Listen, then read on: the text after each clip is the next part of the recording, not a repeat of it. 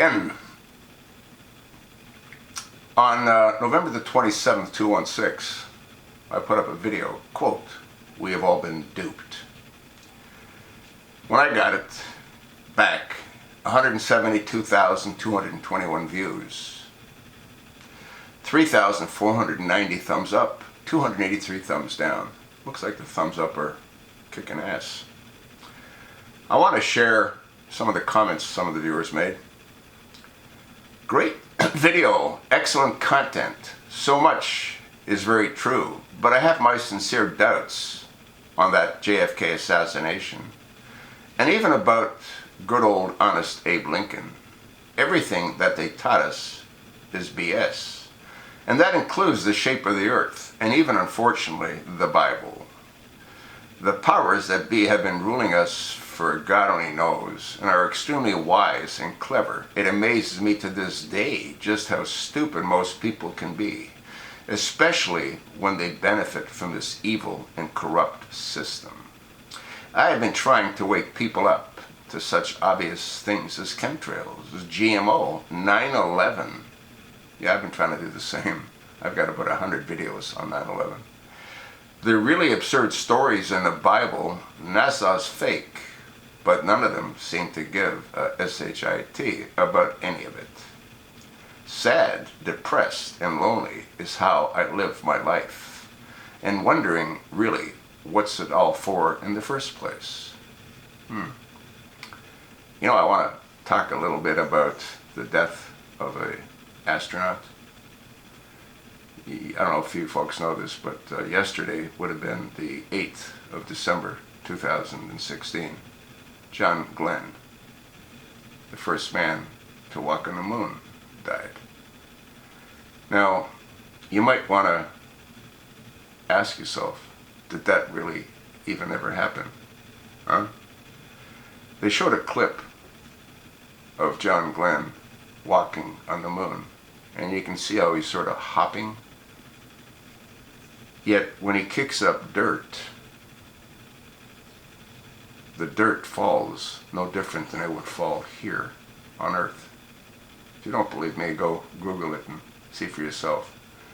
Now, how is that possible? How is it possible? He seems to sort of float, yet when he lands on the surface of whatever surface he's on, he kicks up dirt, sand, or whatever material that is, and it falls the same way as sand would fall on the beach right here. I'm sort of digressing. I do that on occasion.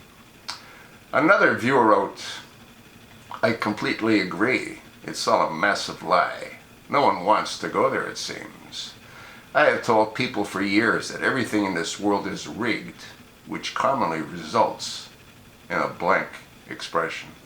You know, I get that blank expression quite often when I go up to people and I said, "You know who Michael Obama is?" And they look at me, "Huh?" And they say, "No, I don't." I go, "Yes, you do."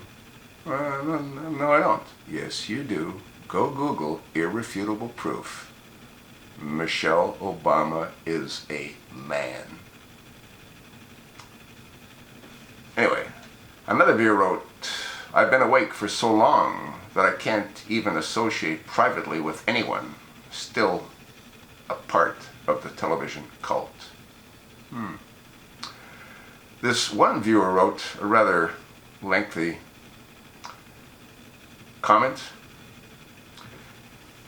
It is a she, "I always believed the numbers were exaggerated after I realized that there was a deliberate propagandizing in the US, so no one could tell the truth about what certain people did.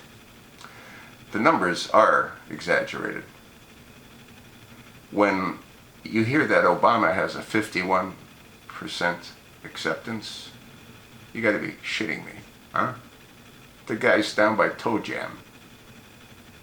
When you hear that unemployment is at 5%, look around. How many people do you know that aren't working? Again, those numbers are exaggerated. The viewer went on to say, I think that regardless of the actual numbers, the propaganda was set up, regardless also of how it actually came about. The Rothschilds are the Vatican bankers, and this alliance has been going on for quite a few centuries, especially with the Jesuits. Isn't Donald a Jesuit? And a lot of questions arise about these things. One also hears about Orthodox Jews in Israel being persecuted the way some smaller Christian groups are here. Some things you say about the way these people lived agreed with my stepfather said. His early childhood was in Germany. Maybe they were like the hillbillies of that race.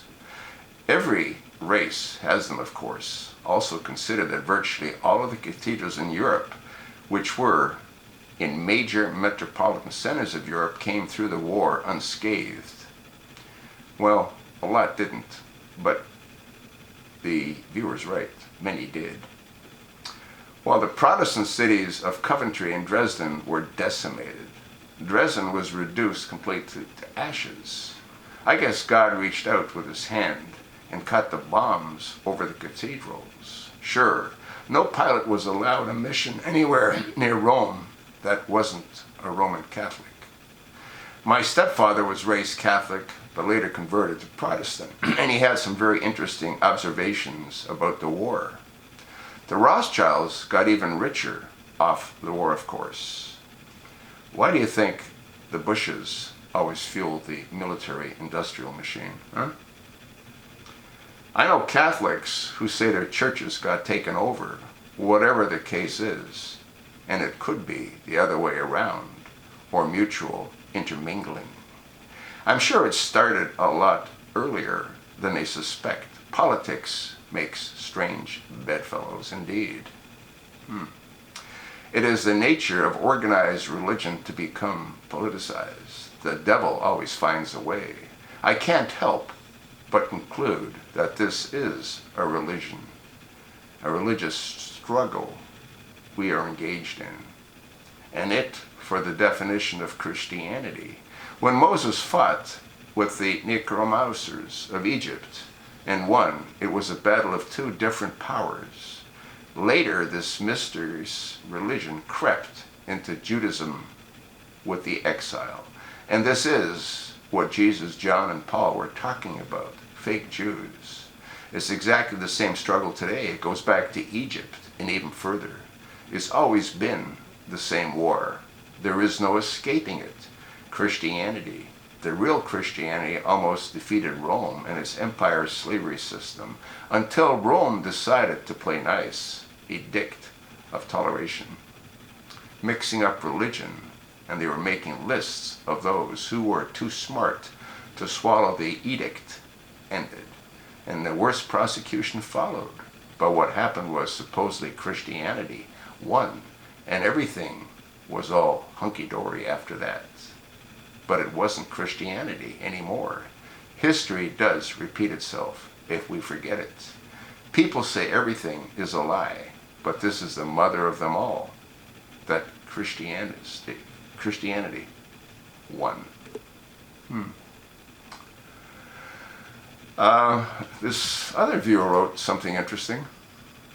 Are you aware of the fact that the Corporate Act of 1871 put the Articles of Incorporation for the United States of America, Inc., Title 28, Section 3002, 15A, B, and C, under U.S. Code, and our old capital city, Washington City, into the hands of a group calling themselves the Crown Corporation on February 21st, 1871.